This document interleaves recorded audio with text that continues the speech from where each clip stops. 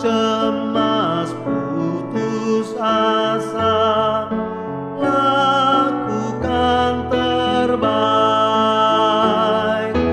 maju seperti Yosua, alaskan selamatan. Hati Allah ialah tanah perjanjian.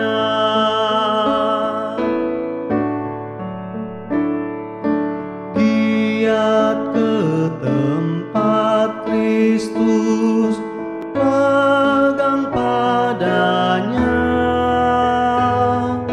Satu harap dan hati, lakukan kehendaknya. Maju seperti Yosua, alaskan selamatan. Hati Allah ialah tanah perjanjian.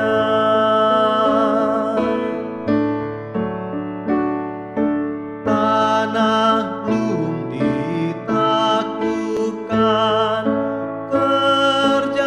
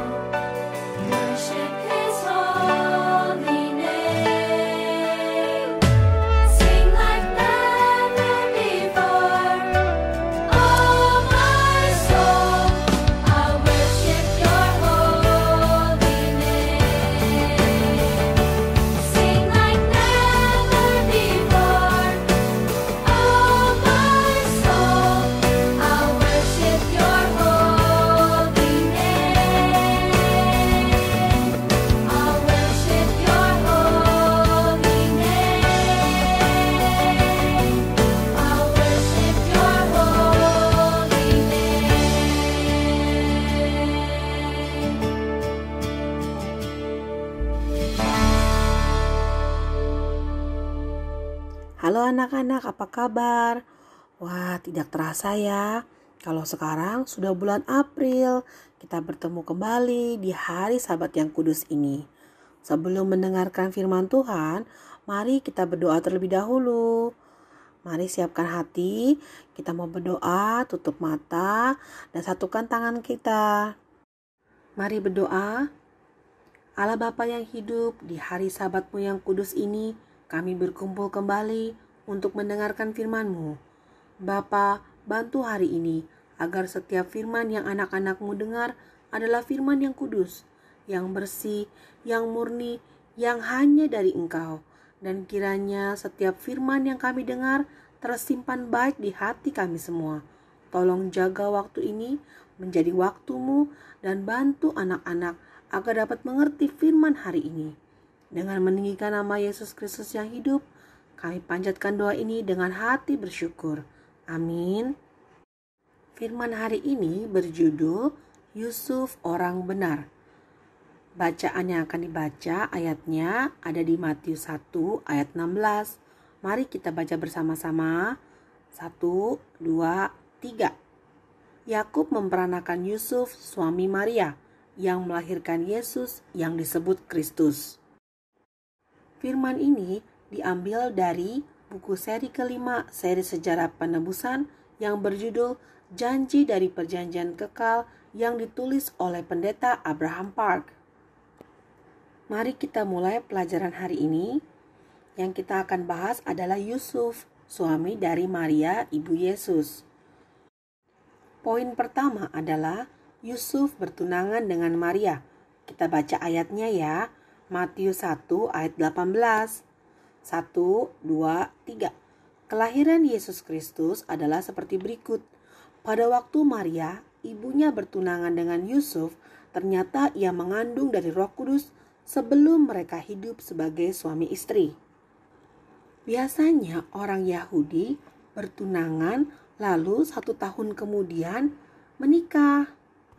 Tetapi yang terjadi di sini adalah sebelum mereka menikah, Maria sudah mengandung dari Roh Kudus. Coba kita lihat ya, bagaimana sikapnya Yusuf setelah tahu bahwa Maria mengandung sebelum mereka menikah. Kita baca ayatnya Matius 1 ayat 19. 1, 2, 3. Karena Yusuf suaminya seorang yang tulus hati dan tidak mau mencemarkan nama istrinya di muka umum, ia bermaksud menceraikannya dengan diam-diam.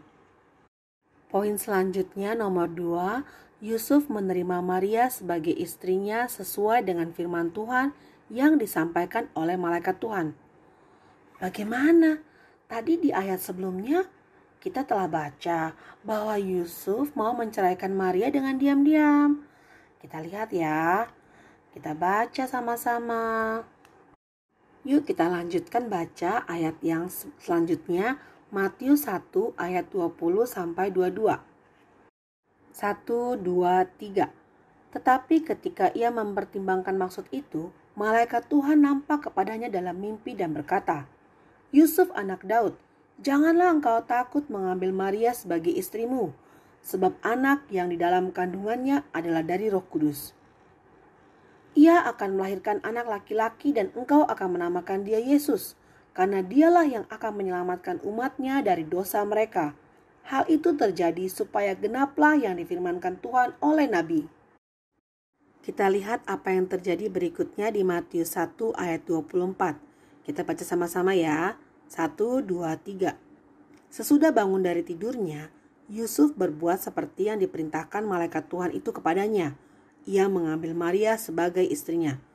Nah, kita bisa lihat di sini bahwa hasilnya adalah Yusuf memutuskan untuk mengambil Maria sebagai istrinya sesuai dengan apa yang diperintahkan atau yang dikatakan malaikat Tuhan itu kepadanya saat dia mimpi, saat dia tidur. Poin selanjutnya, poin nomor 3, Yusuf dikenal sebagai orang benar.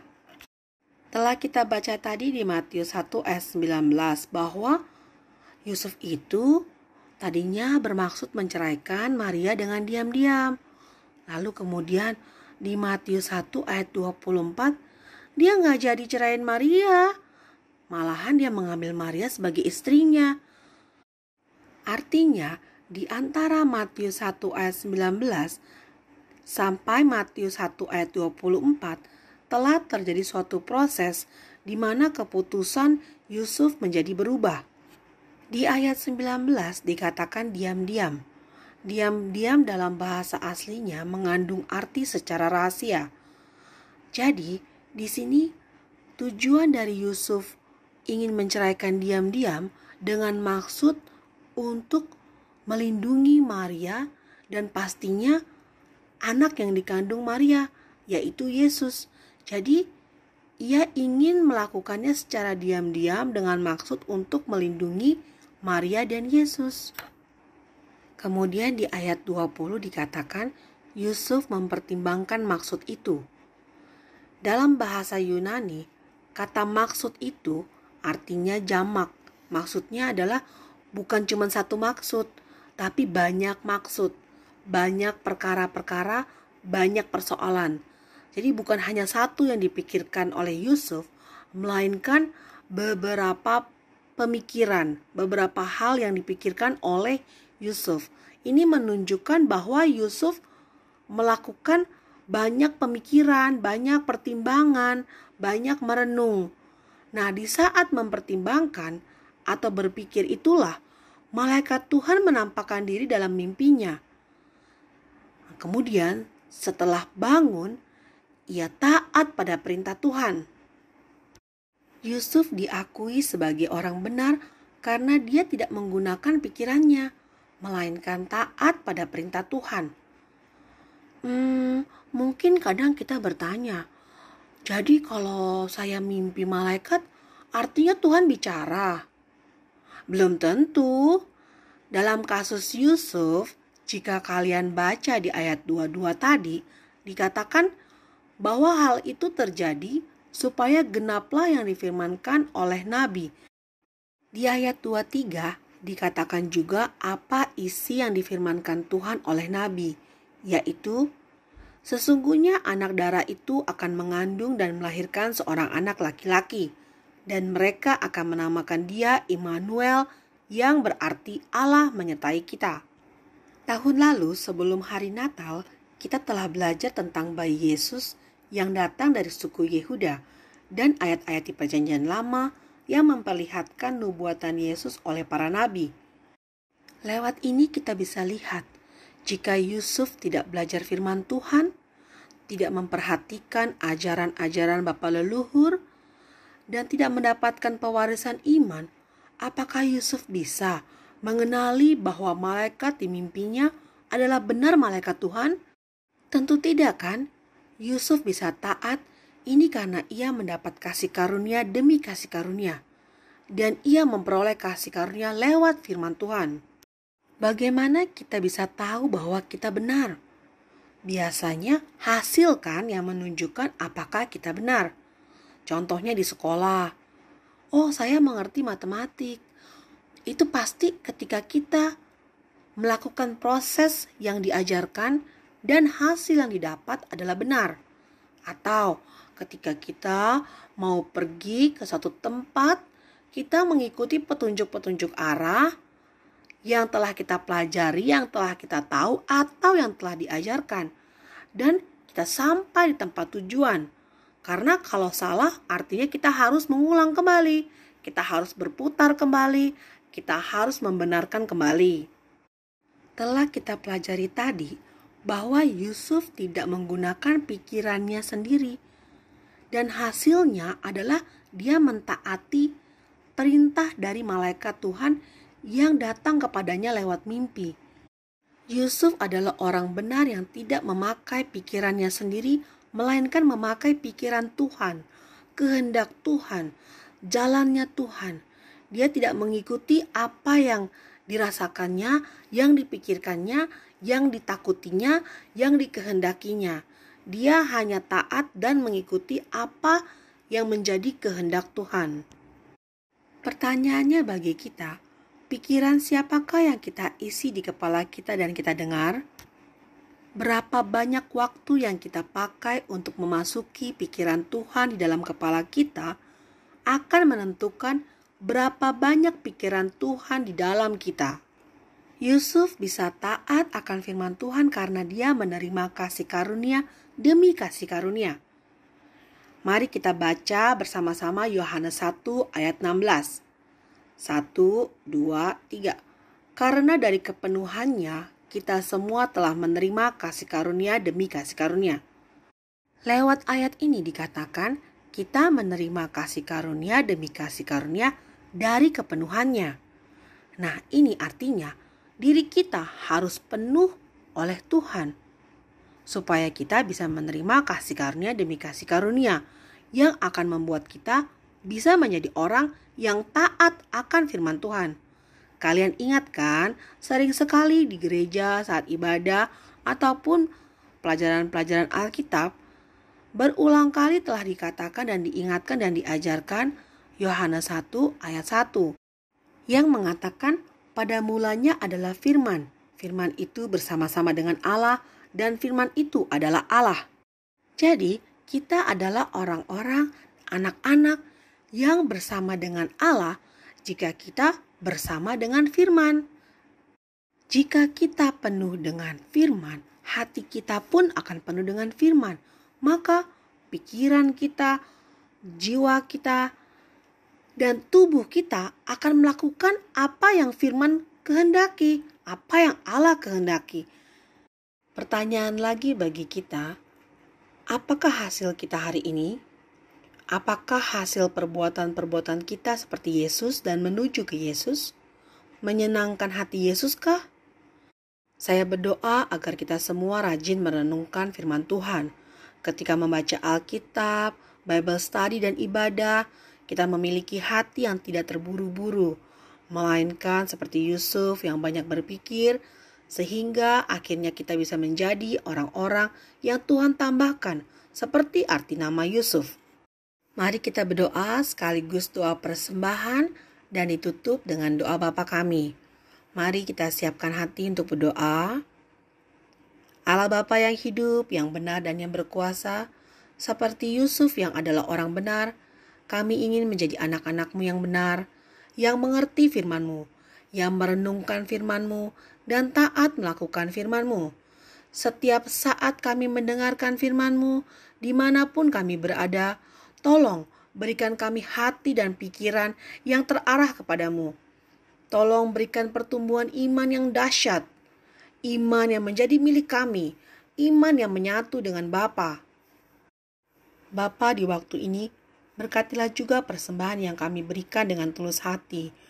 Kiranya seperti persembahan yang kami berikan ini dipakai oleh Engkau untuk pekerjaan Injil-Mu, kami pun ingin menjadi persembahan-persembahan yang hidup, yang menggenapkan firman-Mu, memuliakan nama-Mu, hidup diubah bersama dengan-Mu. Dengan meninggikan nama Yesus Kristus yang kudus, kami panjatkan doa ini dengan hati bersyukur. Doa Bapa kami yang ada di surga, dikuduskanlah nama-Mu, datanglah kerajaan-Mu, jadilah kehendak-Mu di atas bumi seperti dalam surga. Berikanlah kami pada hari ini makanan kami yang secukupnya, dan ampunilah kami akan kesalahan kami, seperti kami juga mengampuni orang yang bersalah kepada kami. Dan janganlah membawa kami ke dalam pencobaan, tetapi lepaskanlah kami daripada yang jahat. Karena Engkaulah yang punya kerajaan, kuasa dan kemuliaan sampai selama-lamanya. Amin. Terima kasih, Tuhan Yesus memberkati.